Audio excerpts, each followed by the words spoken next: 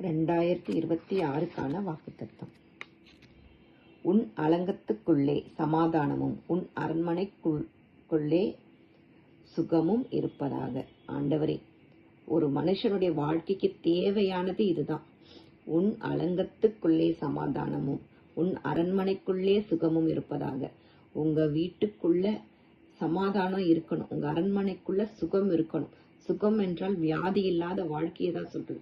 உங்களுக்கு நல்ல இந்த வாக்குத்தத்தத்தை விசுவாசத்தோடு எல்லாருமே வச்சுக்கோங்க. இந்த வார்த்தை ஒண்ணு போதும்.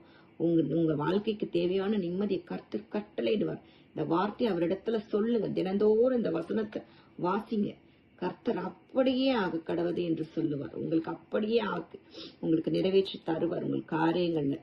கர்த்தாவே, இந்த வசனத்தை விசுவாசிக்கிறவர்களுக்கு அப்படியே நீர் செய்து தருவீராக ராஜா. விரைவாக சாட்சி எழுத கர்த்தர் கிருபை செய்வீராக ராஜா.